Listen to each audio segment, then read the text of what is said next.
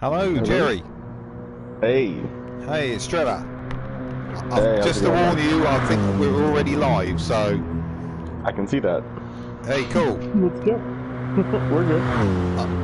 I've said we'll go live really for full commentary from 8 PM, so UK time, so that's in about 3 minutes. Okay. Okay, so...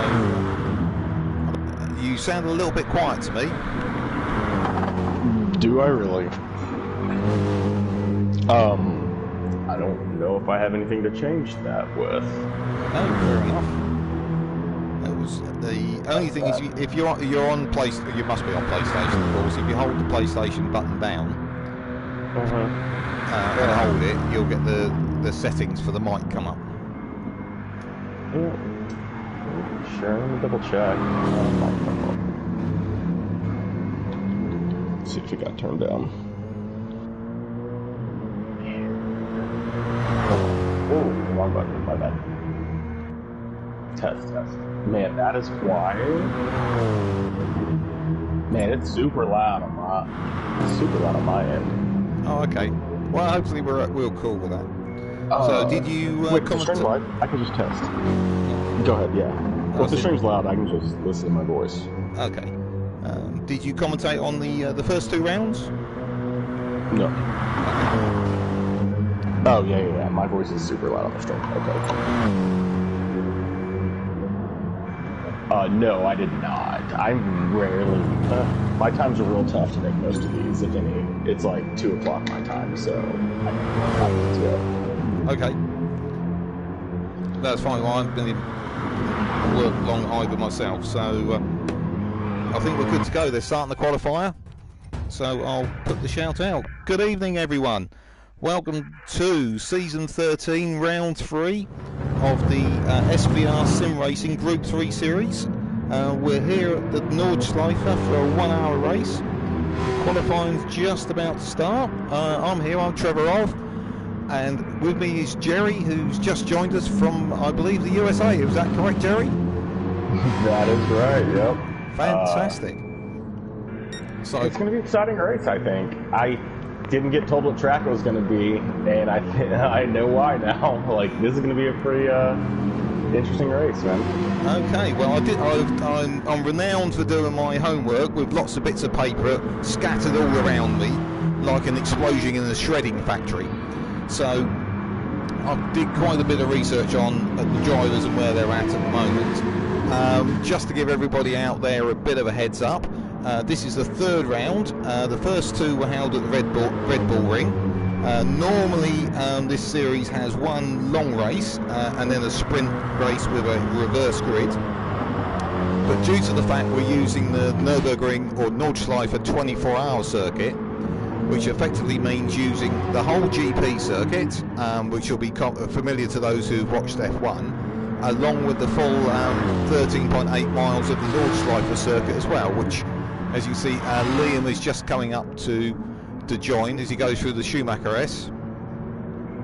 And then he'll take a hard left here and head out onto what is effectively a toll road. Is the main circuit which people know the Nurburgring for.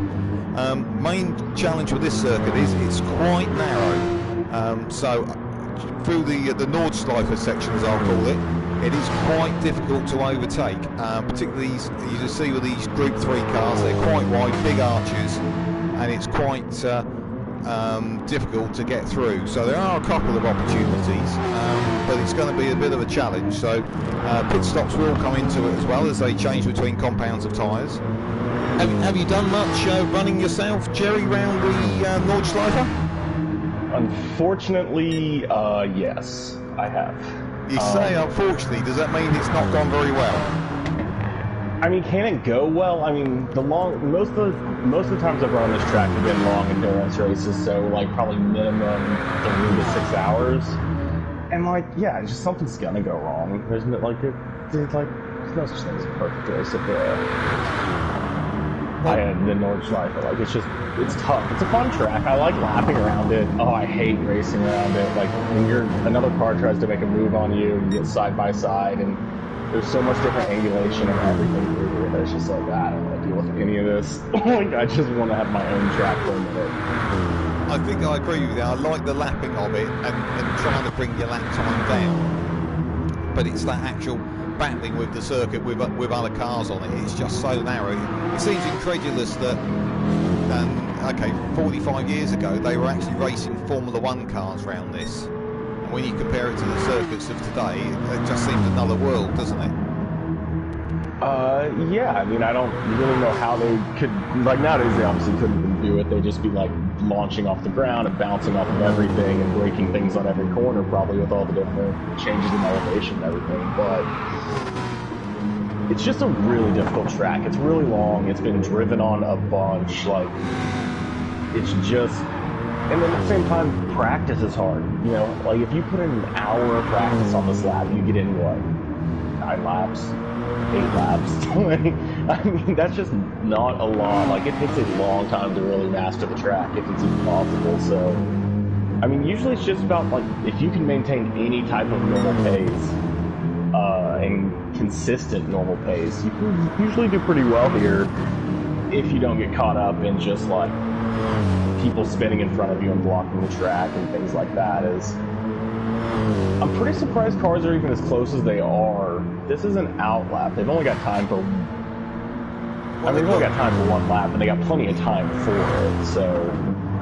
You think they need to buy themselves a bit more space? I mean, what are you going to do? Just follow into someone when they go into a wall? I mean, what are you going to do when you catch up? You just got to follow them now. I mean, I don't know. Maybe they're allowed to pass in qualifying? I think they are, but there's obviously a bit of common courtesy here to give everybody a little bit of space. I did notice Vulcan overtook Liam about a third of the way into the circuit. He obviously felt he was quicker and he's pulled a bit of a gap, or Liam's let him get away. But as you pointed out, with the time we've got here, the laps on this are going to be probably about 8.5, 9 minutes. So realistically, as you say, it's a one-shot qualifying here. Yeah, I mean, you're just going to put down your best lap. I definitely don't think you want to be near another car. On the out lap, though, I mean, and I'm going to assume they run standard qualifying rules where you can pass as long as you don't impede anyone. So that means you can't pass on this track. But on the out lap, there's no rules because no one's on a hot lap. So on a no hot lap, you can just, follow whoever you want, pass whoever you want, try to get wherever you want on the track. You can slow down and stop because you're not actually impeding anybody's hot lap. So they should be fine for now, but I mean, yeah, you can definitely see some people put themselves into ghost mode to slow down and joke and to try to fall way back off the pack because there is a little bit of a pack here. I mean, you just don't want someone to spin off on their qualifying and end up taking you with them. So I wouldn't even want to be within seconds of people. I agree.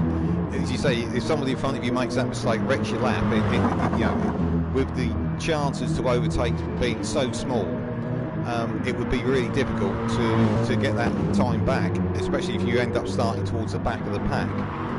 Well, I think what would be good now, Jerry, why don't we just run through the field, starting at the front, and I can give you a heads up of where people are in the championship and how things are playing out in that respect, because I think we're going to have a good 8 or 9 minutes before we see any lap time start to come in. Are you cool with that? Absolutely. Okay, let's start with the front.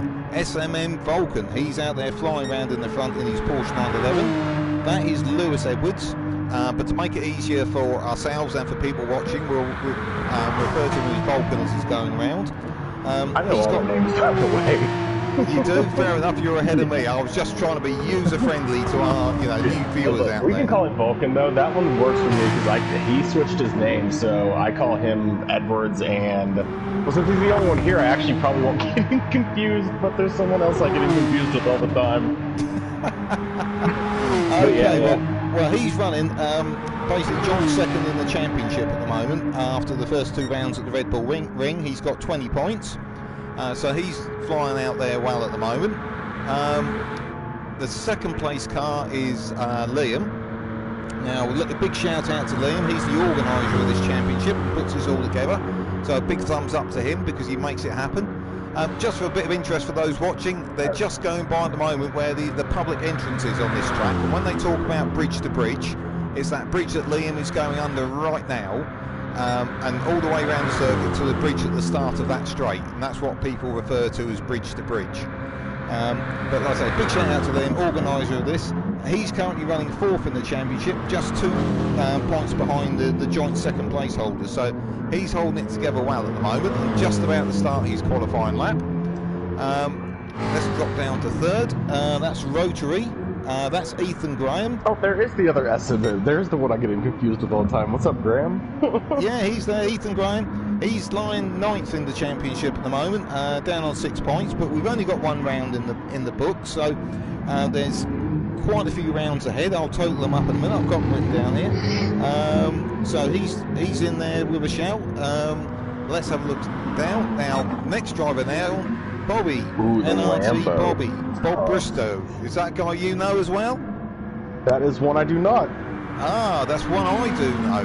I've raced against him on ACC in a series that I do on a Friday night. He's a quick driver. He also seems to have he has an ability to be difficult to overtake, but clean doing it as well. So he's a very good defensive driver. I came up against him at Laguna Seca, and despite the fact he was making a few mistakes, he was able to do them in almost a controlled mistake, which I know is a contrary comment there. But he was making mistakes, but able to catch them and still, being very difficult to overtake. All that said, he did eventually throw it completely into the gravel, and I got past him. So, but up to that point, for several laps, he was able to hold his position. And I think on a circuit like this, that may play dividends if he's able to put in a cracking qualifying lap. I mean, we'll see. I mean, you're either really quick or really crazy to be driving a Lambo. Well, when I've been up against him, I don't think he was in the Lambo. I can't remember what he's in, but I don't recall it being the Lambo. So we'll see how he goes. Next guy up is, how are we going to say that? A put-put. Yeah, that's Piper. That's, Adam Piper. Yeah, you're spot on there. He's 6th in the championship on 14 points. I think I've occasionally come up against him again on ACC. So I don't know. Do you know much about him, Jerry? Yeah. Piper is extremely aggressive. As you can see there, as he went broadside round the corner. Yeah. Yeah, he's a good driver. He's usually battling mid-pack. I've seen him take a couple of wins in some events. So it's not like he doesn't have the ability to put the pace on. But he will make his car very wide. He's not someone you want to be caught behind, because he's going to cost you time to get by, and he's not going to let you by easy. Oh, okay, that's interesting to hear. Okay, let's move down to Excalibur. Excalibur is a new driver in the series. Do you know that's Nathan Brombounce? I do not. New to me, but I mean, he's in. Is that the Supra or the Hyundai? What is he in? He is in the cheating car. He's in the Speed Demon, the only thing that didn't get nerfed in the last update. I'm excited to see how it does here. I think it could be a very good car. Well, as we know, allegedly, that's is it a BMW Z4 in drag? I think I've heard it referred to. So there's a lot of BMW going on under that car, isn't there?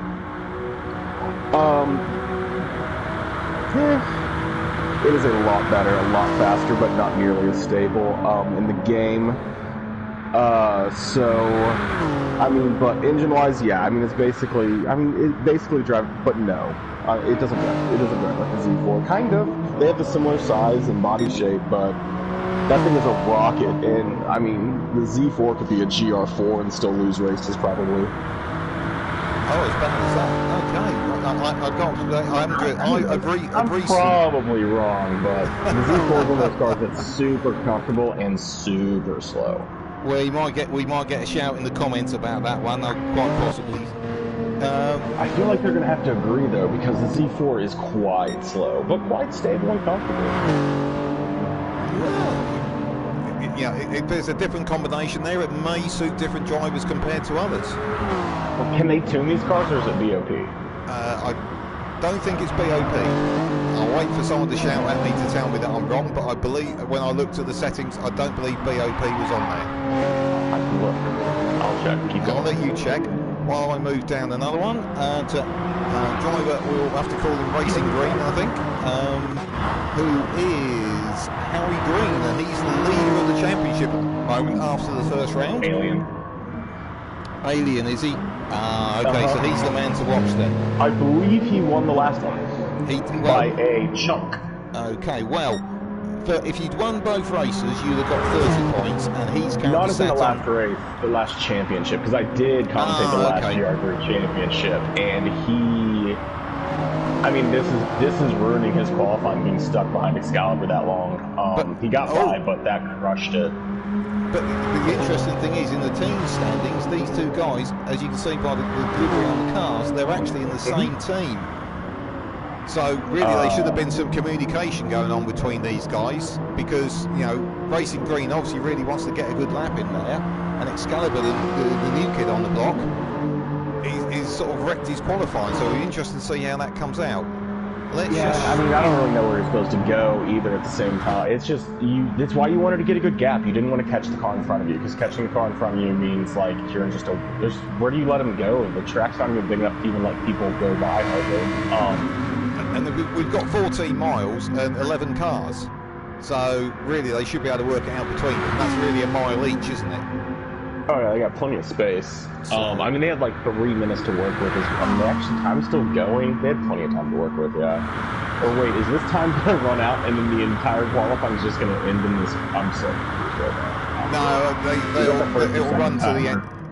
There'll be a run out time. Let's just hope. I assume they've got enough to cover it. Just moving down the order, Jay Track Addict, that's Jay Hardy. He's currently sitting 10th in the championship on 4 points. Give us your rundown of him, Jerry. Yeah, I mean, Jay typically battles mid-pack, backpack area. Again, I see this Lambo, and that's, I'm just assuming there's probably other tracks on the list that suit the Lambo a little more, I think. And that's not even true. This track, the Lambo, don't get me wrong, the Lambo is fantastic at this track, but it's just like, I mean, if you got to go around the track more than once, it can get real difficult. It's an easy car to make mistakes with, but I mean, who knows? Usually he's battling middle of the pack range, so it'll be interesting to see what he's able to do here, because what people historically do and what people do at the arena can be completely different. And as you've already mentioned, there's quite a lot of factors. There's very little runoff. It's a narrow track. They're very long laps, so this could put a completely different complexion on it. So compared to all the other rounds, which are what we could argue are normal circuits, because after this we're going to Monza, Fuji, Lego Maggiore, and Dragon Trail, even Gardens. Edwards is about to set the first.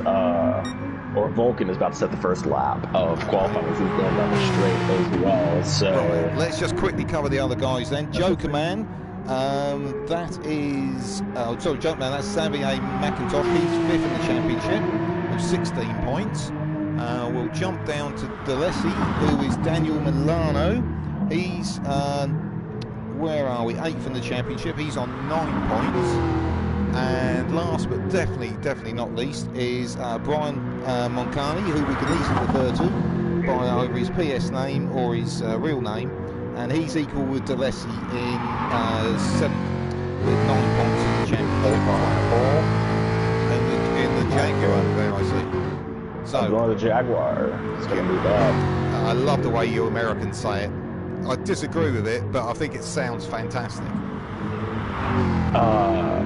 I don't even know how to say. I can't even make my neck and throat do. Yeah, I can't even do that. That doesn't work. My throat doesn't make that sound, so I can only say Jaguar. Okay, let's have a look where the times are cracking in. Okay, bringing it up on screens. Vulcan, purple in 4 of the 5 sectors with an 8:02. NRT Bobby, you said the Lambo was going to be a tricky one round here. 8:15. 8:15 for a put as well. Is there anybody? There's nobody there. Who was? Because the Racing Green was the one that you were picking out, but then he had that problem, didn't he? Yeah, I mean, he only ended up 3 seconds back. Do you think that was 3 seconds? Bad. Yeah. Do you think he lost 3 seconds in that battle with Excalibur there? Lifting on the straight and getting slowed down on a section that you're flat out on. I mean, maybe not all of 3 seconds, but yeah, probably. Who else is up? Track Addicts coming across. That's a pretty high time, so I don't think that's going to be in the top group. So we've just got 3 cars left to come in there. Jokerman could move up a little bit. He's going to jump a couple of people. Up at the 5th, that's not a bad spot. They'll put him right ahead of the Lambo and just behind Green. So we're just waiting for the 2 Jaguars now. Oh, sorry, a Jaguar. Is that right? Am I getting it? That is. Yeah, it's just like wire. You know, it's like a wire you on the ground. It's like Jag, and then like a wire on the ground. Jaguar. Dalesy, that's gonna, I don't even know if that'll improve. It might go above J and Excalibur. Can't remember, theirs were close to 830s. Ooh, in between J and Excalibur, close. 805 is gonna be a pretty high time, so it's not gonna be anywhere close to pole, but he might be within close enough to jump J. And I'm watching Brian, and he's already 816 at the moment, and he's coming through that final chicane. 32 to not be the last. I think he's got it easy, so he's going to definitely jump Jay. He might even get Dale. No, he's definitely not getting Dale. But I think looking forward to the start of the race, do we feel that there might be some brave moves on that first part of the race, or first part of the lap, because the track is that much wider through what you could call the Grand Prix area of the circuit. And if anybody's going to try and make a spot up, of course you've got the risk there, haven't you? And we've got a grid start as well. And when in doubt, flat out. I mean, there's a lot of positions we made up on the first lap, so okay, you definitely win a race on lap 1. You know these races, Jerry. Come on, very quickly. Where's your money? I would definitely say Edwards usually. Okay. Green's insanely fast too. 4 red lights Green or and go, go, go. We're off. And it looks like they've all got quite a good start. It looks like Bobby's got a good start in the Lambo down the inside. Liam's tucked under behind Rotary. They're coming down to the first corner. Vulcan's being pushed wide by Rotary. Liam's looking to see if he can pick up the bits and pieces. All looks fairly clean around the first couple of corners there. I don't think anybody's spun out. No, they're all tidy in the background. Liam's looking at the inside. No, he can't make that stick. That would have been a brave move. But they're all being very well behaved at the moment, of course. And I think you probably looked at it, Jerry. How are the penalties set on this? Is it likely to be that a little nudge is going to give you a big penalty? They should have penalties disabled, and then they should just manually steward. And I've never actually asked. I just always assume that they steward it based on like just normal like GT or F1 or some rules. Pick some racing relation. And why would you go side by side for the Schumacher? Well, they made it. They made it. They made it work. So Edwards, Vulcan, your money was with him, and he's still out in front. The other one that you said was Alien was Harry Green, and he's not really made any. Look, I don't know why I'm leaving like Liam and Graham out of this as well. Both of them have the exact same pay, like they're both in that exact same category. The top 4 I've seen race extremely competitively. Like Liam's able to get a lot out of the BMW. He's consistently in it. It's the only car I think I've really ever seen him even drive. So he knows how to get everything out of that car. So I expect the front 4 to have potential to be very close. Piper, we'll see how his pace is. His pace is good. You know, he could definitely start to hold on to where he is right now. But if his pace is a little bit off, he could become a traffic jam for a lot of the cars behind him. But I'm just going to jump down to Piper, who's a put-put, people can see him on screen, and they're already, as you can see, pulling a gap. An interesting Junkman, which is Xavier, is right on his tail, and he looks really impatient to overtake. And we're coming up to a section where possibly he can make a bit of an overtake, because we're coming up towards Flipflats, which is famously where a lot of the cars gain a bit of air. And if he can tuck under here all the way down, up to the right hand of before the foxhole, he might be able to do something here. But as you can all see on screen, the track is so narrow, to try and make a move is so difficult, and Put-Put's making that car so wide. It looks like is he going to go defensive? No, he's taken the normal line and he's hanging it in there. Edwards made a mistake in the lead, and both Graham and Liam got by him. Green wasn't quite able to be close enough to sneak by, but there was a change in the front. Okay, as typical, I just jumped to something else when that happened. So, with the what happened there then? Can you give us like an oral replay? I didn't see anything but the end. Edwards was offline, so he must have missed a brake zone or gotten a little bit of wheel spin coming out of a corner, and Liam and Graham both just got by, and he was able to slip back in front of Green. But, I mean, now, to be fair, he's slipping a little more, it looked like, in there. Maybe it's the dirty tire still, but the gap's raising on Liam, so that'd be, if he isn't on pace to hold on, that would be worrisome for sure. And it's quite lucky to get away with a mistake on a circuit like this, of course, where you know, big curbs, barriers, ready to give you a problem with a heartbeat from the edge of the track. He was very lucky to get away with that as they hurtled down towards Adenauer Bridge. So far, I'm pretty impressed with, like, I mean, even Jay back here in the back, but he's still pretty close on Brian. Vulcan's getting a move on there. Vulcan's got a move on. He's trying to. He's going to have to go the long way around across the Adenauer Bridge. He's going to lose the position if he's careful. You're right. And then, both Liam and Vulcan were out on the grass there. And your prediction of a put, which is Piper, pulling the gap away from Jokeman, and he seems to be catching Racing Green. So he seems to have settled in now after being under that early pressure from Jokerman. I think the top four just started fighting really hard there. I mean, don't get me wrong, he could absolutely be just on a hotter lap than them for sure as well, as he is separating a little bit there from Jokerman. But I mean, they are starting to battle in the front, and the more and more they keep battling with Edwards stuck behind Liam, as giving Rotor even more time to get away. So, look at these three, bumper to bumper, as we're heading up to the carousel section. Absolutely flat out through here. Round the right-hander, then hard on the brakes for the right-hander, then take them up to the carousel. Oh! Racing Green's out. He's spun out badly there. Let's see how. Oh, he scored it. He's back going. He's held on to fourth, but that was quite a big moment there for him, wasn't it? And that is, and Piper's all over the back of him. Looks like he's just gotten enough to maybe separate back away. I mean, almost 3 seconds lost there, and he's actually going to end up losing more as Piper battles him. A little bit of a nudge going on there.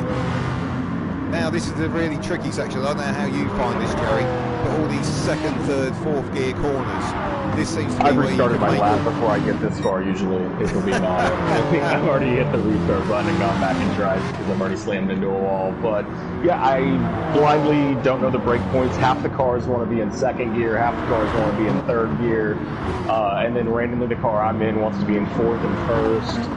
There's a lot of blind corners. It's a tough section. It is, and the last part of this, which is called Bunchen, which is the one that's most YouTube famous. It always seems to be the one that's just where they are now, where the cars seem to end up either on their roof, in the barrier, or with a great cheer from any watching crowd. It seems to be the part of the circuit that catches the tourist cars out, should we say? I mean, it catches everybody out, to be honest. It's very deceptive. Because there's no real specific break and turning points, is it? It's a lot of mix of corners, which in some look similar, but some are a gear down and some you can take flat. Yeah, and your elevation changes means that both your entrance and your exit, yeah, it's weird. There's a lot of ways to lose it on entrance, and there's a lot of ways to lose it on exit, so... And the section they've just gone through now is probably my favourite part of the circuit, because if you get it right, you can be absolutely flat through there until you come up to what I call Carousel 2. That's a great mini carousel. Mini carousel, is that what the official name is? Racing Green, he's really pushing his luck tonight, isn't he? Go on. Well, I was going to say, the leaders are starting to check out, so he probably wants to stop making those mistakes. We got the first real slipstream battle on second places. I wonder if Liam doesn't even go defensive on it. I mean, nothing you can really do. It's so long. Here we go, I'm on it now. Yeah, they are trying to catch back up because they're not in the slip right now of rotaries, so they are just slipping each other to try to catch back up. I mean, this is basically what the track is. Try not to wreck the person in front of you, try not to get wrecked, and then wait until the slipstream area way here at the end. Oh, Jokerman did end up getting by Piper, by the way, on the straight, so he has moved by him. Good shout, I can see that, yeah. Let's just have a hop down the order while these guys at the front seem a little bit settled. Let's just have a quick look further down, see who's doing what. We'll nip down to... Well, we should definitely point out how Bobby's keeping up, only 9 seconds back on the first lap. A 9-second gap on an 8.5-minute lap, basically, and because he's on hards. So he's on a different tire already. Dalesy's on mediums, and then Brian's also on hard. So we do have a couple people like half the field back that aren't on the same strategy as the leaders because everyone else is on softs, except for someone on mediums. I'm on with Bobby now. And when you were looking through the tyre choices, did you notice what multiples the tyre wear was on, and does that give us an indication what we're going to see in the way of pit stop strategy? Well, no. Oh, but I can look, so you can continue talking. I'll find out. Leave it to me. Right, I'll run through the next guys. Okay, so Drew had mentioned Bobby's doing really well there, hanging on in there in the Lambo, not really losing too much on that Joker Man put battle. We'll nip back Excalibur. There he's in his first race with us in the Supra. Had a little bit of a moment on the qualifying lap with his teammate, but seems to have settled in well. He's not too far back. He's only 3.5 seconds back on Bobby and 13 seconds back on the leader. So he's still in there. Obviously, pit stops and tyre wear could come into play. Let's have a quick nip down as well to the Lessie. That's Daniel Milano.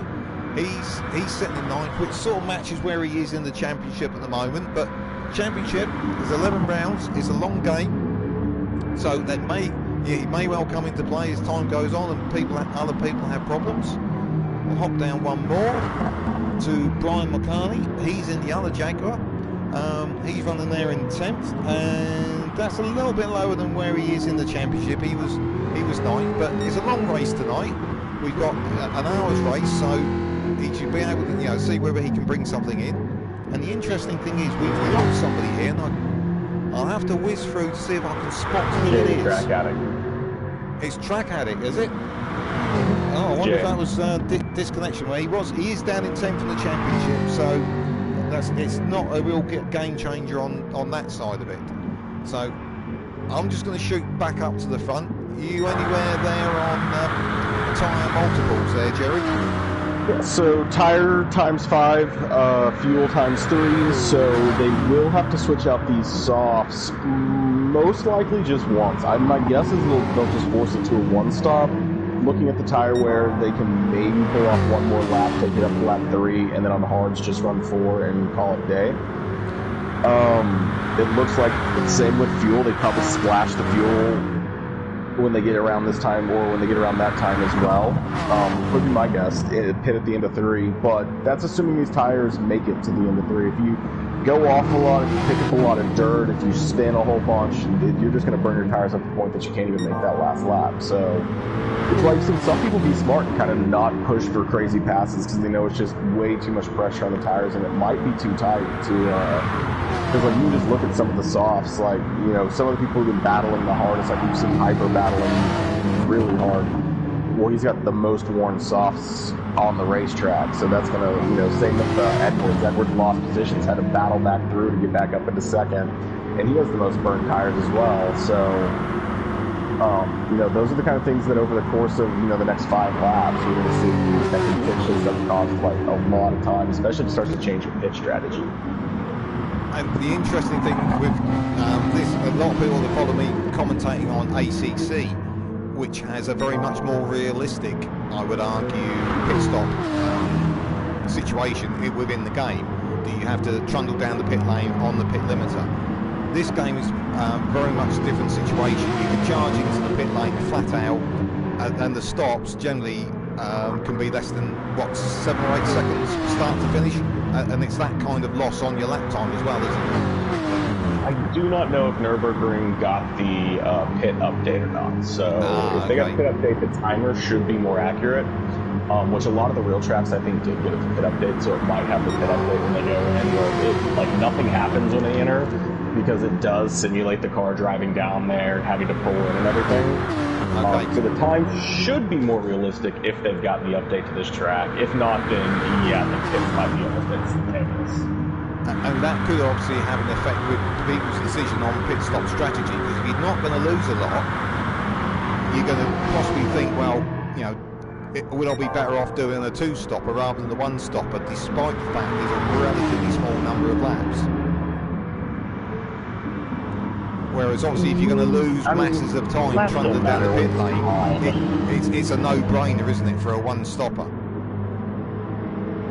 Yeah, I mean, if it was like less than maybe 6 or 7 seconds, you could maybe get away with it, but like you're probably not going to lose more than 6 or 7 seconds over an extra lap on your tires if you run a normal lap. So, I mean, you'd have to have it'd have to be almost an instantaneous pit, even like fast for Gtsport standards. So I don't think they'd quite be able to pull off the one. You'd have to be a really quick pit.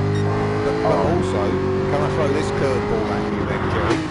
What about track position to come into play with that one? You've got these guys up the front here, Rotary, Vulcan and Liam, bumper to bumper, don't seem to be able to make any inroads between each other. You could possibly use that to try and gain track position by giving yourself clear air in a different part of the circuit, and hopefully when they come in for their pit stops, you can change your position, and maybe that would be the beneficial of going for a two-stopper. One of the difficulties definitely in Gtsport is trying to figure out where you're going to come out behind you. So you just have to kind of like look at the track map, and you can only see the gap to the car behind you, really. And you can only see as far back as like a second or so, depending on how long the straight is. So you do have to make the decision going down the straight. That'd be a tough check. You have to look at the track map. I'd be terrified that I would actually be kind of screwing myself because I'm going to fall back into the pack right now. Because let's say he drops back 12 seconds from a pit stop where he doesn't grab fuel. Well, 12 seconds is 7th place right now. You know? So you could easily fall back into any of these battles behind him. And I don't know how strong the undercut is when you're going from softs to hards. I bet it's pretty good, especially with how worn the tires would be. How are the tyres looking on these front three, Jerry? They're not great. I'm already wondering if they're coming in here or if the time difference is so bad that you just run like down to 40 to 30% wear. Because the front lefts on all these cars, especially like Edwards and even Liam to that extent. I mean, Graham can, or if Rotary can go, he's trying to break the slip. I don't know if it's going to work. It might cost him more time. No, I think it's a mistake because Vulcan seems to be catching him up. Yeah, I mean, it's a situation where you got the Jag pulling the Porsche, so the Jag is a lot quicker in a straight line than the Porsche is, so, I mean, you're really set up here. He's trying to make his car as big as possible. He knows that this is the only real place you have to defend on this track. Because once you get through there, you're in just a normal track, which has very few passing opportunities, which you can just go completely defensive on. But yeah, they're coming in here, so it might be a two-stop. Yep. Okay, how many of them are pitting? Everyone Green stays out, which is interesting because historically the Supra is not good on tires, and looking at his tires, Green, I don't know, man. That looks... I mean, his tires just look like they might not still exist after this lap. And he's very loose through that first chicane. Bobby also staying out, but he's on the hard, so you'd expect him to be running as long as he can. Now, Bobby's going to be the one that kind of shows us how everybody else can go, because if he runs 5 on hards, then that means they can run 2 on softs, which they just did. And that might be everyone's strat. So the people coming out on hards, that might have been their last stop. Did they fill to full? Let's see. They came out on mediums. But I have no clue anymore what Bobby's strat is, but maybe it works out, because he's on hards and the leaders are on mediums, so... And wasn't Bobby doing well on those hards, keeping up, though? He was, and then we've got Graham on softs again, or Rotary on softs again. Edwards goes on, or Vulcan goes on to mediums. Liam goes on to mediums. I'm wondering, oh, that would be bad if Rotary accidentally put the wrong tires on and has to come back in and put. How many softs do they get? I'm not sure. I can't answer that one. Hopefully somebody might be able to shout us in the comments and let us know. But do you think maybe, I know you said it was an outside shot of a decision, do you think he's going for a two-stopper? I mean, it's definitely possible if they have unlimited softs. It's going to be interesting to see how these work out because everyone went in with the same strategy and came out on a different one. So, I mean, Green stayed out, Bobby's on hards, Piper stayed out, Dalesy's still on mediums, and he's up in fourth now. And then our ex-leader, Edwards and Vulcan here, they came out on Wait, why did this switch? Oh, it's Rotary who's on the soft, so he let him by, I think. I have no idea. I have no idea. I'm gonna have to I don't know. You tell me. Let me think about this. I was bowing. You seem to have the superior knowledge, Jerry. I was bowing. I was impressed. You'd sold it to me, but all that seems to have been blown completely out of the water, and there seems to be completely different strategies. And it'd be interesting. I think around about lap 5 is where it's all going to come together, don't you? Because all of a sudden you've got the likes of Bobby who's gone with the hards early, going for the long. You've got people who are possibly doing two stoppers with soft, and you've got the hard medium runners as well. So this could all, the pack could be completely reshuffled in about 2 laps time, do you think? Or do you think it's going to be, is it going to shake out into a much clearer result sooner than that? I don't know. I think horribly we may have lost Jerry in the middle of all that. So I had muted my mic somehow. My apologies. Hey, Jerry, you're there. I was my sort of track and tyre expert had gone. I was floundering, man. I didn't know what had happened. But did you hear what I was? Yeah. So what do you think? I think lap 5's right. Yeah, lap 5 should be. I mean, not really, because who knows what Green's strategy and Piper's strategy is actually. They wouldn't be coming in if they're staying soft this long and they have the option of hard and mediums. They definitely won't stop them because they've almost made it halfway already. Okay. So, well, I think no stop or just a fuel stop. I have no clue. Move that brake bias to the front a little bit though, because burning those backs up a little too much on his. Well, let's hope he's listening into our feed so you can take your tips there. I think while we're going to have a little bit of a quiet lap now because we're sort of in between where the pit stops are going to shake out. So let's just run down the guys to see where they're all at. He's taking a long trip down the grass there, Racing Green. Really long. I think he's gone. 20%. Okay, 20% exaggerating, but he has at most. He's all over the place. Tires on the back. It's like he's got casters under those rear wheels. It's absolutely all over. It's like one of those little drift carts. He has a drift setting on it right now for sure. Bobby's going to pass him before this lap's over. There's no way that he's able to get any grip out of any of these corners. He has no tire over 50% except the front right. And tell me what corner here is going to really eat up the front right. Not near. I don't even know what I would do to try to fix the tire wear at this point. You could throw all of your brake bias to the front maybe, which is just not going to work in the Super. Or maybe just throw it all to the front to just try to burn that front right up somehow to even stuff out and just make it, because you have no traction out of the corner. How are you ever going to get up to speed quickly? And you're already in a car that has no speed acceleration. And the other thing is, look how quickly Bobby is catching him. Oh yeah, Bobby's going, the hards are a way quicker tire right now than the softs are. So, now, as Racing Green painted himself into a corner, because he's burnt those softs out, we're getting the sense that 2 laps is the most on the softs, so he's now on his 3rd lap, he's going to have to do 4 more laps. So he's got, what options? He's really got to go for the medium, surely, to get him to the end of the race on the other 4 laps? Yeah, he must be going mediums, clearly, on the next one. Which should be fine. He's lost a lot of time on this, but I think both him and Piper, or Pupu, or whatever, Piper,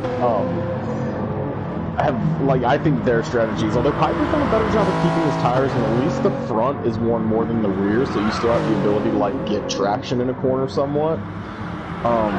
So he's done well there too, but I just don't know that the 3-lap soft strategy is going to end up being the quicker one, unless somehow like just too much battling behind, where it looks like, you know, Vulcan's gotten by Dale, so, and then, you know, Liam's coming up on that as well, so it'll be interesting to see. The gaps have built, so, you know, the rest is just kind of waiting to see what these pit strategies do, as everyone's kind of moving,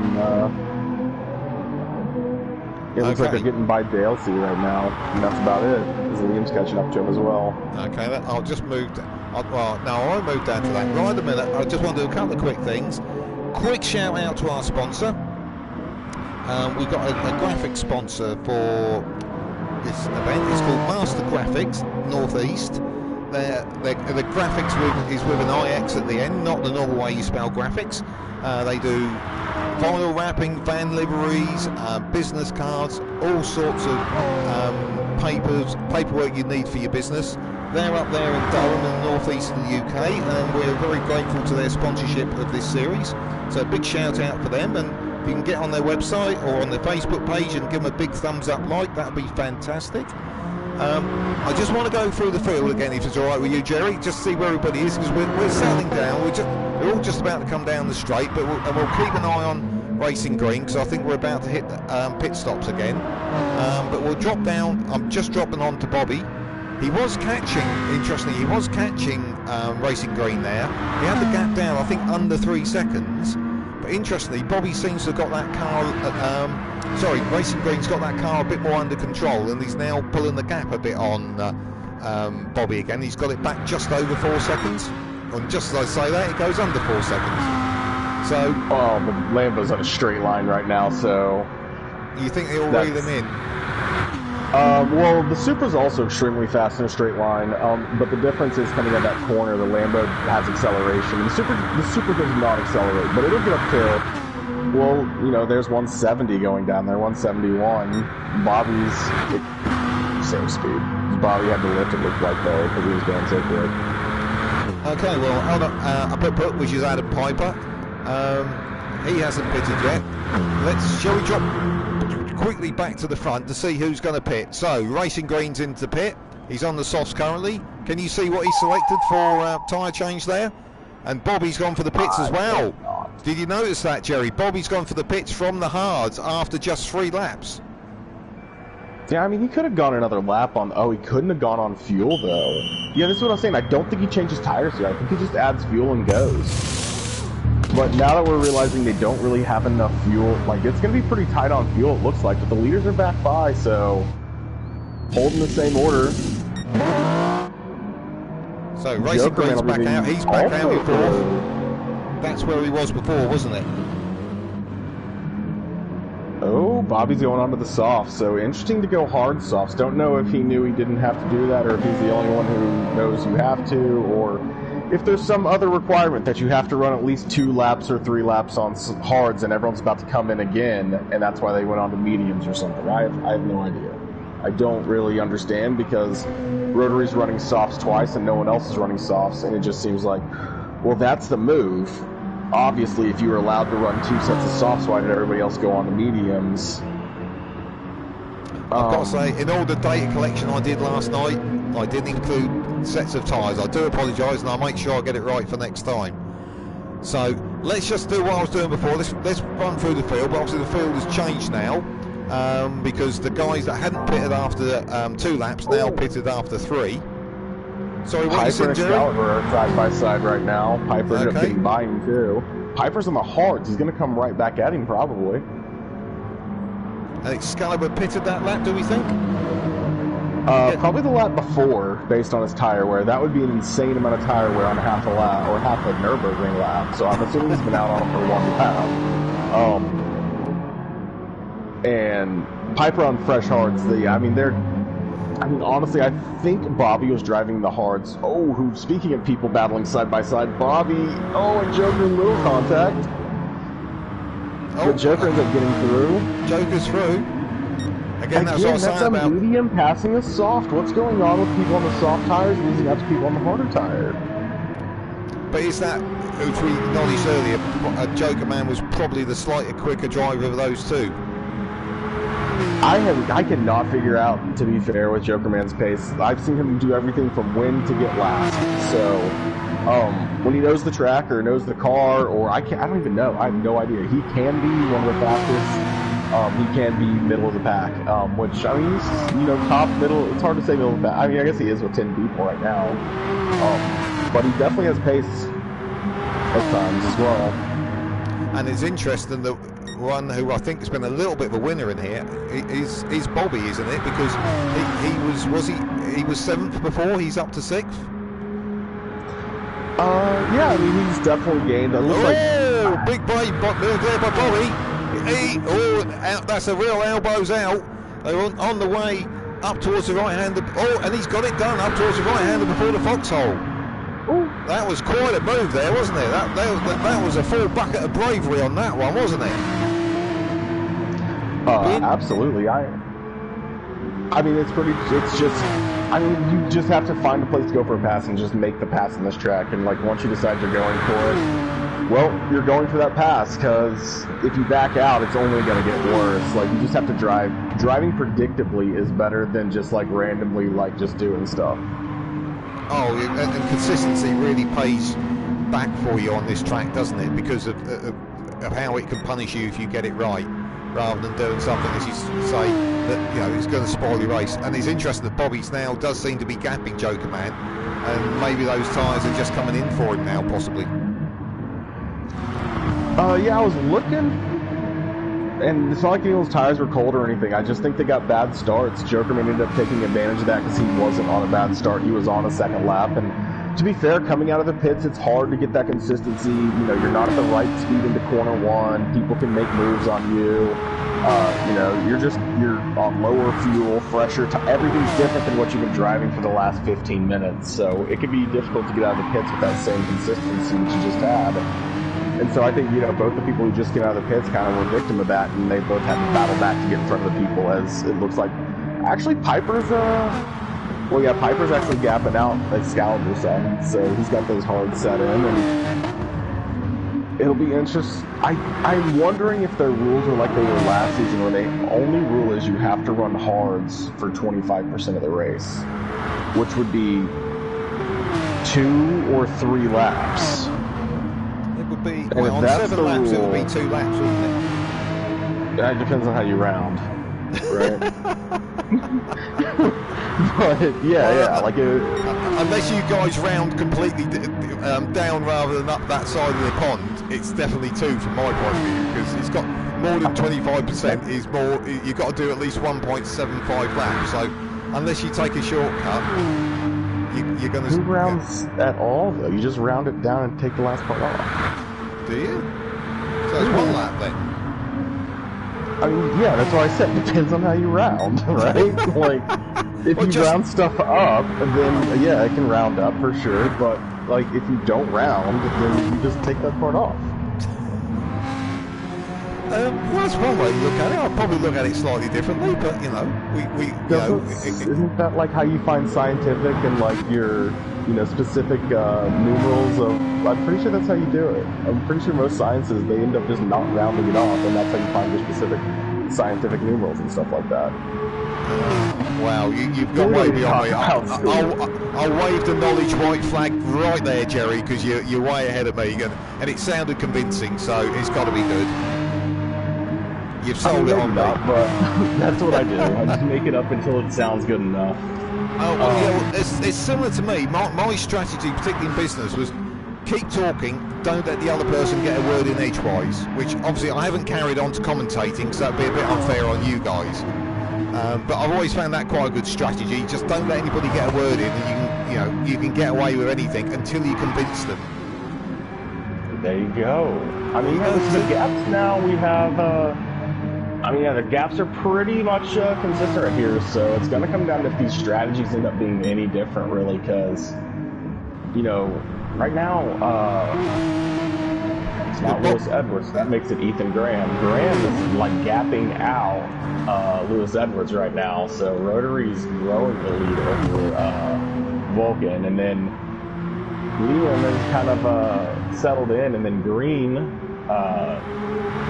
in the same spot. Like, he's so far back that it's really more about not letting Bobby close that gap on him. Because Bobby having the different... and Bobby has the soft with more fuel. Interesting. So Green Bobby's should have like those red alert flags going off right now. This fourth place is not very safe. And it's interesting that Bobby's, after that little tussle at the start of the lap, Bobby is got Joker Man there, hasn't he? He's got about 4 or 5 seconds on him now. So let's just work our way back a little bit down the field. Let's see what's happening. Excalibur's down in 7th. He's up to 7th though, because he was behind Piper when we last checked on him. Hey, good point. Yeah, but that's up from that was up from where he was. That was possibly 2 commentators split by a common language there. I was working my way down the leaderboard, but yeah, we went the same thing. But he brought that car into play. And is that through pit stops, do you think? Because wasn't he right at the back? Oh, no, he wasn't. He was behind. He was in front of Brian, I think, wasn't he? Brian I think McCartney. he was maybe like 9. I think he was like 10th or I think he was like 10th in qualifying. So he's worked his way up. Sorry to cut across, Jerry. Rotary's gone for the pits. Yeah, I think they're having to run hards at least 2 laps because Green had hards on too. So and Green's gone for the pits as well. I don't know why you would come in for your hards now unless you're just going to run 3 laps on them. Well, unless he comes in for another pit stop, surely that's all he can do. He went on the softs again. What, Rotary? How's that going to work? So if we assume they have to run hards, that means he's about to run 1 lap on softs, come into the pits, put on hards, and then run the rest of the race on hards. But he's not going to put any more fuel in, would be my guess, because you might as well, but no, you want to run the lightest car. Like, why would you even refuel at all? You just fuel 1 lap of fuel, run those on softs, fastest lap you can do, and then put on. I don't know. I don't understand. I don't understand. I think that's probably why Edwards is now in 1st and Liam's in 2nd. Assuming that they are going to have to go on to hards, because they haven't run hards yet, and everybody else seems to be running hards, that would mean Edwards is going to run 1 lap on softs and go on to hards. So why would you put fuel up to 75%? You only need 1 lap of fuel. And do you know how much fuel they're using roughly in a lap? Not 75%. Like, they would only ever be able to run 1 lap. Like, they'd be sitting at the end of every lap if they were running 75%. Less than 50, I can guarantee. Less than 25%. Didn't someone make 3 laps? Someone made 3 laps before they were out of fuel. Less than 30%? So it was about. So he didn't even fuel up. About 30%. He fueled enough to finish the race. He fueled 3 laps worth of fuel, obviously. But unless he's going to run softs for 3 laps and just say, I'm not running hards, maybe, I don't know, I'm not going to pretend like I know the rules, maybe not run hards. But I don't think he can do it. If you said he's 75% fueled, and wasn't it Bobby that we were surprised pulled in after 3 laps, but he was out of fuel. So you can't do... You can only get about 3 laps to get you 99% roughly, like right at it, basically. So... Or is there a different strategy here? Yeah, 2 laps on the soft, and 1 lap on the hard. Is that what he's going for? That's why the 75%, to make sure he's got enough for 2 fast laps. Yeah, because they round down, that'd be funny, and you only need to run 1 lap. That could be it. He could have put in 2 laps of fuel to run 2 laps on the softs, and then he'll run 1 lap on hards, and he's big brain to everybody. So, but I don't know. I don't understand why everyone else runs so many laps on hards if you only have 1. Well, it looks like the maximum number of laps you can run with the field is 3 laps. So they're all going to have to pit at least twice. But where do you think? Let's just hop up to the front. I've just jumped on with Vulcan, who's obviously gapped Liam now. Where do you think their strategy's coming into play? Because just remind me, what tyres are those 2 guys on?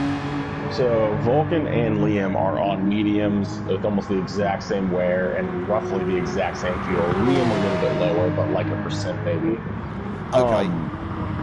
So they're going to come in the next lap or 2 for sure. Based on fuel, they're coming in most likely this lap. They can both maybe make 1 more full lap. They're not flashing red yet. When it starts flashing, you usually have 2 laps to go. I can't guarantee that that's true on the Nordschleife 24-hour.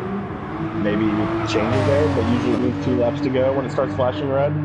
Well, I think my instinct is I think they can only get 3 laps. Probably. So I mean, yeah, I think 3 laps is the most laps you can get without massive fuel saving. Bobby's sitting in 3rd, though. He's got to pit again, too, though. Joker's got to pit again. I think we've all determined Rotary has to pit again, but I haven't figured his full strategy out yet. Oh, I think I have figured it out. He's just trying to pit a whole ton on softs and then go hards at the very end. Okay, yeah. Green doesn't have to pit again. What we can do, let me just bring up, while we're in a steady bit of the race, why not I just bring up the timing screens? Let's just see if we can see what sort of times a Rotary's putting in to see. Oh, you might want to watch him because he's all over the back of Jokerman right now. Oh, Jokerman. No, yeah, I've got it. I'm on screen with you. Well spotted. It's going to be interesting if he can make that move stick quick. It's a good spot to go for it, though. It's flat out. It's just that. Oh, it's so tough, but if you do it, you can make this work. He's got it. He's got it. It's perfect. It's just on that left-hander where you just have to ease off a little bit, don't you? No, it wasn't it. Sorry, it was a slightly different bit of the track I thought it was at. It was this bit here where you just need to ease a little bit, don't you, to get around this left-hander. I mean, I think, honestly, Jokerman may have... I mean, we'll see if he actually battles into these corners, but if I'm in Jokerman's spot, I am ecstatic that I wouldn't have even been battling that hard with him. I'd have let him by, because now every time, like, behind him, I can try to save my tires and fuel. I can brake a little bit later into stuff and just, like, let my car attract up towards him, so I'm not going to be burning my tires into braking zones nearly as hard. And in straights, I can short shift because I can just get pulled. Now, granted, burnt medium first racing softs, or, you know, brand new softs, he's not going to be able to hold on to that for long. Now, I wonder how long it's going to take Graham. Oh, he's going to close the gap down because the leaders are coming in this lap, and I don't think Graham is. So Graham's goal is to gap them big enough that he can do a pit stop switch and still get out to defend. If you get out in front of the people that are on softs at the end, and you can probably defend on hards to at least the well, at least the back slipstream straight. And if you, and that's just a crapshoot. Go defensive and try to late brake. It doesn't really matter at that point. Well, just while we're letting these guys get round back to the pits, shall we just catch on what's happening a little bit further down? Just have a look at what's happening with your tyre wear and fuel reports. And notice Excalibur's dropped down to the back of the pack. Now, is that a fuel pit stop reason? Because it's interesting both him and the pit are now right at the back. So I'm assuming they've pitted last lap round.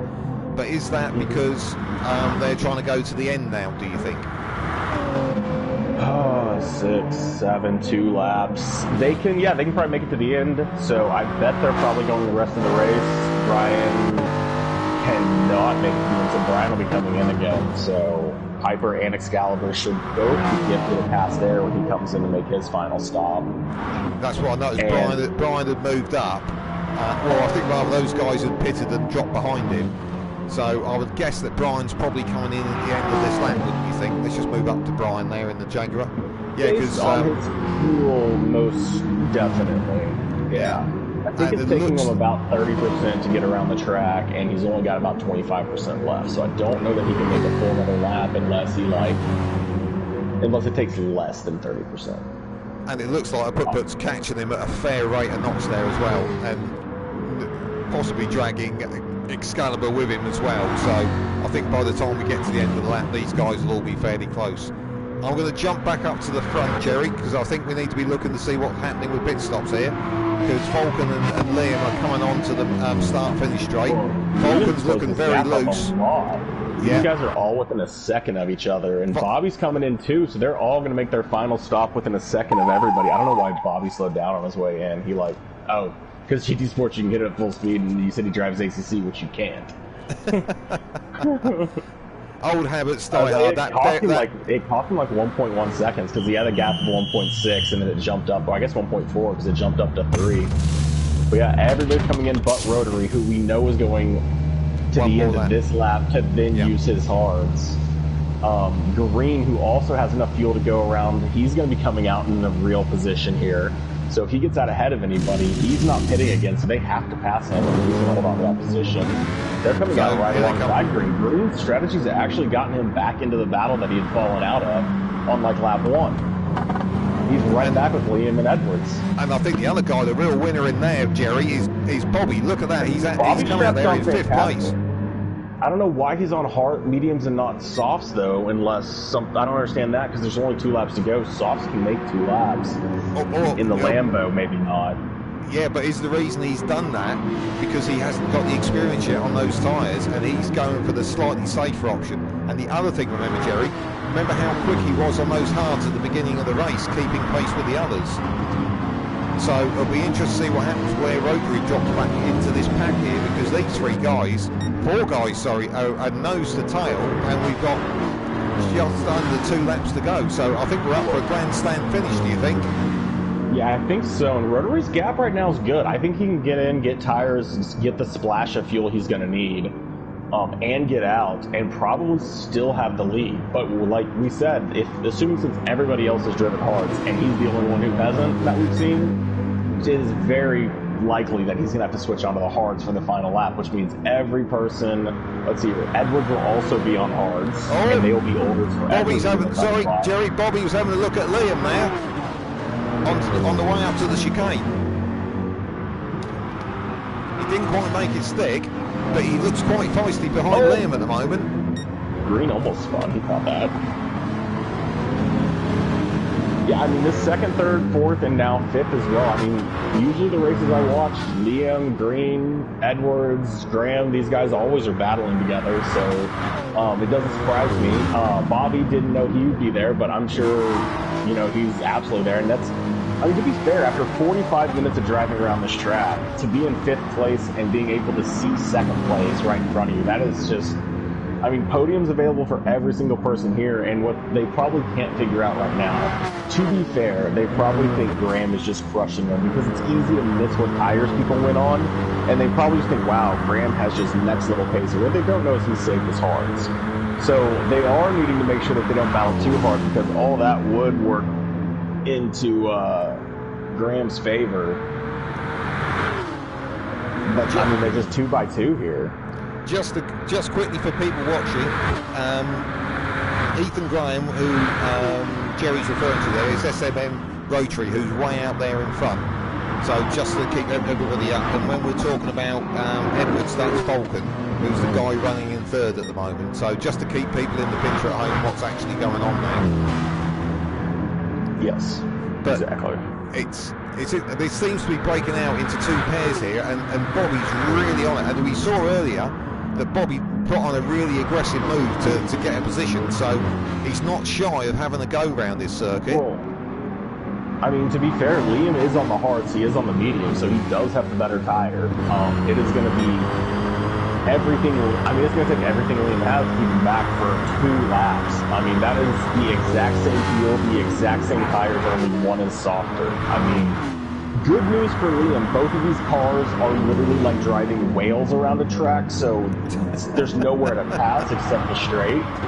I mean, and you would think Bobby's shown that he knows, like, there's not a lot of place on this track that's big enough for a BMW and a Hurricane to go side by side through. So I think you just apply a lot of pressure behind him, hope that he makes a mistake that you can so you can just get past real quick without anything. But to be fair, you have a huge advantage in the straight, in the slipstream, in the car. So yeah, I mean, I think you just stay as close as you can. And to be fair, Liam's pretty much a sitting duck on that straight. And then if he gets behind, that's where it's real danger zone, because I don't know that the hards will keep up with the mediums. I mean, Liam will really have to pull something crazy out.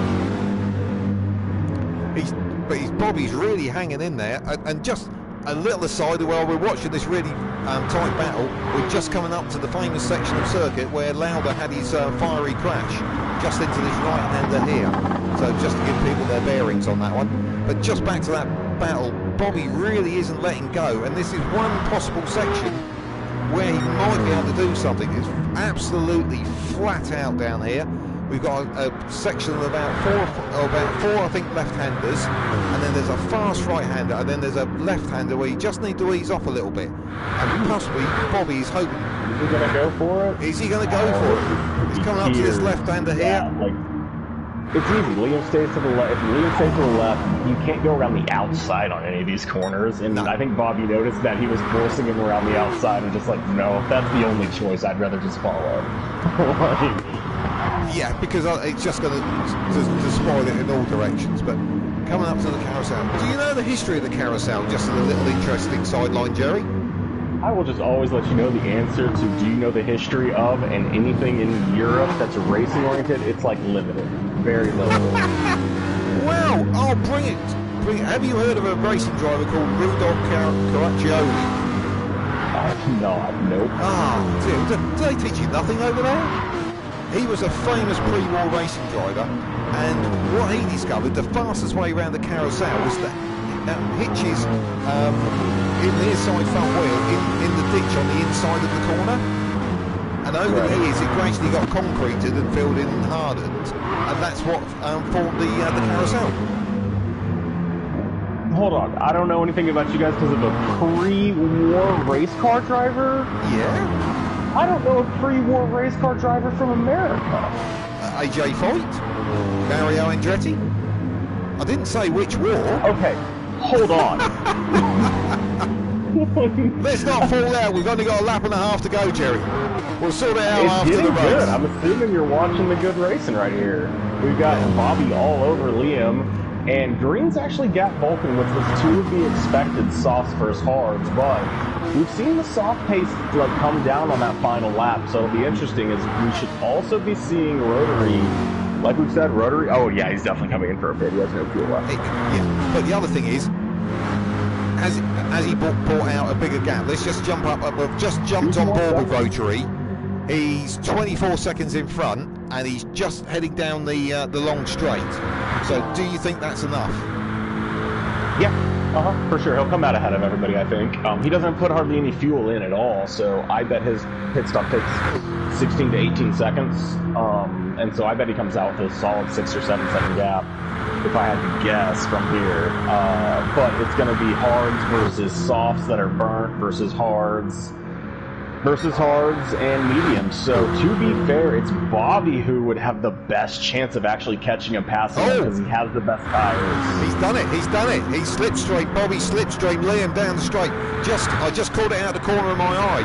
He was threatening to, wasn't he? And he's got that Lambo by on the straight. Now Liam's come back, tucked right under the back wing of that Lambo, and he's going to try the same manoeuvre under the bridge. This is a brave, close your eyes and hope it works. I mean, this is what you had to do. He's going for the long way round. Is he going to make it work? Oh, contact! Oh no, it's right across the grass. Oh, he got reset! Yeah, so I think Liam jumped across the grass just to try. Rotary ends up jumping in the pits, and wait, what happened to Rotary? How did this gap? It wasn't what I thought it was. He is onto hards, and I guess they have increased the pit timers here because that pit took a while. And Green ends up in first. I did notice when I hopped on with a pit stop, it did seem a lot longer than what I was previously used to with Gtsport, because Gtsport used to be a screaming, no worry about a pit limiter, 6 or 7 second stop, and you're off again. It did seem a lot longer, so it does look like they have updated it on this circuit. But let's just jump on board with Rotary. So he's come out just in front of Bobby. Yeah. Liam's dropped right back. He's in a lot of trouble to Bobby right now, but I'm curious about, I don't know how the reset's going to work, because there was definitely contact between Bobby and Liam.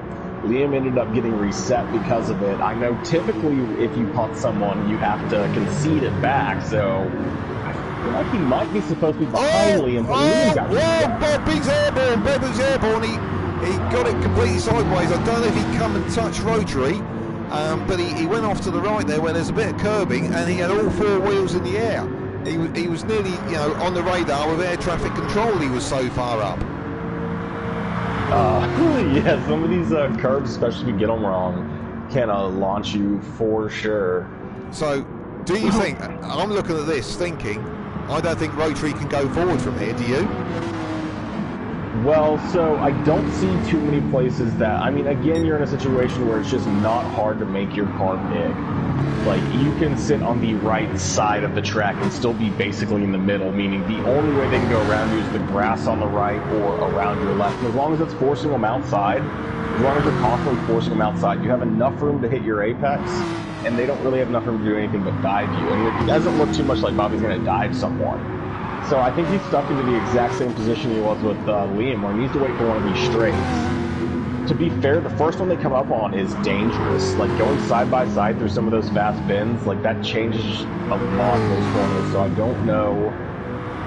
I think you just have to wait for a straight and try to get by him on a straight, and that might mean he has to wait until the end of the race and just battle for third as... But we've also seen, on this section coming up now, where Bobby can be particularly aggressive and get moves done in areas where you don't think he can. And it looks like he's going to have a go. It's really absolutely flat out down here. I mean, there's I'm a going to come hope up he over learned here. from the last time he tried this. He's looking. This is going to end in tears. Okay. No, he can't make it stick. I don't even think he went for it. I think he faked it at best. Because he ended up actually losing time to that little corner that's where it was left by a little bit. So I think, like, it kind of falls in the thing of, you don't want to fake too many moves, because faking a move puts you on a bad line. And you don't want to be on a bad line. If the person behind you thinks you're faking constantly, well, then when you finally make a move, they're going to dive on you. Because, you know, if Graham feels like he left him space because he thought he was making a move and he didn't make the move, well, next time he's not going to leave space because he's not going to think he's going to make a move. I'm just hopping over to the comments on the YouTube stream. We've had Ben Milden is shouting out that he ranks Bobby for the win. I think that's a bit of a long odds shot, but happy to see what happens here. I think if Bobby and Liam didn't get into each other, he wouldn't be behind Rotary right now. He would be with Vulcan, and Vulcan is only a second back of Green right now. So Vulcan is actually closing this gap down because Green's tires are dead again.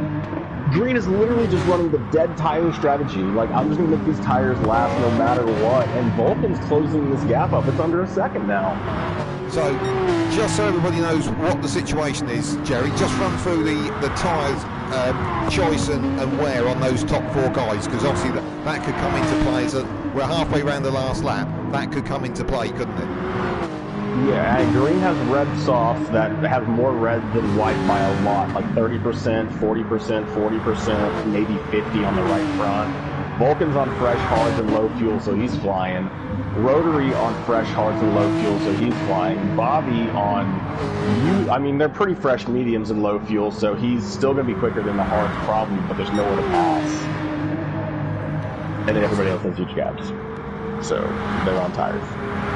So, but yeah, I mean, I think, I don't know where, I don't understand how the gap comes down so much and it goes back up. Oh, look at Jerry in the background. What's going on? I didn't see you flashing his lights. He wanted something. I don't think he feels like he got left quite enough room. He was so far across, he nearly had to buy a ticket to get back in. But, yeah, I mean, there's just nowhere to pass on this track. And then when you go for a move, you just really hope that they don't close it off, because they will a lot of times, and then you're in grass, you got dirty tires. I mean, but I think he's quickly finding he's going to end up stuck behind him until the start-finish straight. And like we said, that means, yeah, I think Bobby, I mean, we'll see. They are still catching, so they could catch these leaders. They still have a lot of track to go. But Bobby's only 3 seconds back, and he by far is on the fastest tire right now. It's interesting. I've just had a comment from Ben Milden on the stream, and Ben's thinking exactly what I am. The reason Bobby is being so aggressive here is he thinks he can catch Vulcan and Racing Green. And he needs to get by. He needs to get by him now to be able to get on the back of those two cars before the long straight, because he thinks he's got the performance to get by. Oh, and unless 100%. he gets by it now, his race is over. He's going to end up where he's a bit wild. How did you catch that?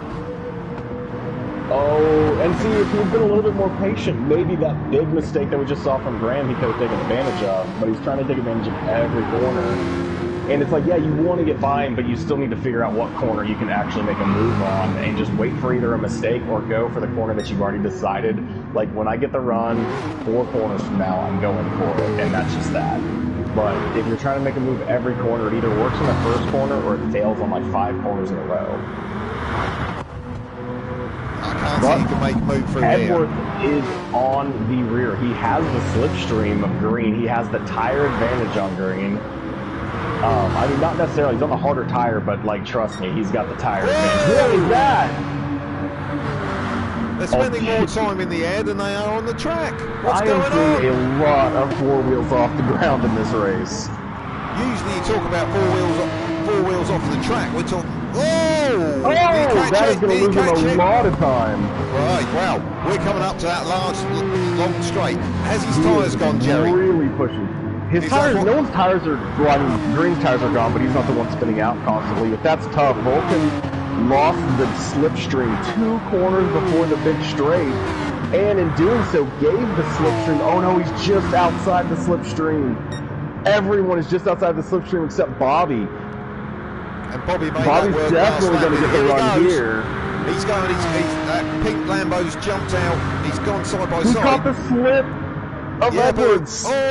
If he moves over, he's got the slip of Edwards now. Yeah, he's trying to shake it off. Or Vulcan. Oh, coming back at him though. And remember what happened last lap? It all ended in tears coming up to the chicane. You got to figure out which way they're going to go and guess right here if you're going to go other. Bobby's right on Vulcan now. They're coming into the last section. I don't think he can do anything about it. And we're heading for the line. Oh, he clipped the walls. They're going to slow him down too much. Oh. So we're heading for the finish line. We're going to get a run? Racing Green. Yes! Ooh, Bobby looked like he was side by side. No, not quick enough. So, Racing Green in first, who was Harry Green. Now, he started 4th. I think that was a cracking race by him, don't you, Jerry? Because he didn't really feature in doing anything too radical, but he played his cards well and came out first. I think that's a great drive there by Harry Green, do you think? I would argue that he did the most radical thing of all by running his softs to the brink of death the whole race. He literally ran the minimum time on hards and then just burned his soft. I mean, he came around the final corner and he maybe had 20% like tread left on his back left tire. Yeah, but he didn't seem to be that wild. The other guys behind him, because in second place we've got Vulcan, who was Lewis Edwards. Good race from him, and Bobby did get Rotary on the line. It took a little while to update on the screen, but Bobby did get him, and that wasn't down the long. Oh, God, he did. Sorry, of course he did get him. He got him on the straight, didn't he? Sorry, I'm just getting all excited and getting carried away there. Correct. He almost caught Vulcan. Yes. And interestingly, when I'm looking at the championship, the top 3 drivers in the championship finished top 3 in the race. How about that? That tends to happen. And then the real winner in there is in 4th place is Rotary, who was down in 9th. That's Ethan Graham. He's obviously come up well, and Liam, who had that coming together with Bobby. And now will there be a knock-on effect to that at the stewards? He came home in 5th. Well, I mean, I'm sure Liam's disappointed in it, but every time I try to poke fun at him or anything, he never seems to get riled up or anything. So he seems to be like one of the chillest people I've ever met as well. So he probably is somehow already over it. Probably not. You got punted. Let's be honest. You got shunted off the track and reset. He's probably not super happy. I'm just having a quick look to see if there's anything going down. Brian McCartney, quick shout out to him there. He had a good sort of race there towards the back of the field, but he cracked on there. I just want to do one quick shout out mention to our sponsor, who I am just pulling up their website because I'm terrible at that kind of thing and I can't remember all the details, which is Master Graphics, and that's graphics, GRAFIXNE. Look them up, vehicle graphics, business cards, letterheads, anything like that, up in the northeast of England. Give them a shout, support our sponsors, that helps keep our racing going.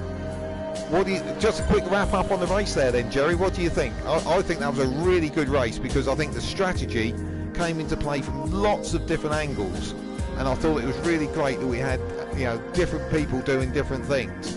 And I thought, you know, how it all came together at the end, despite all those different strategies.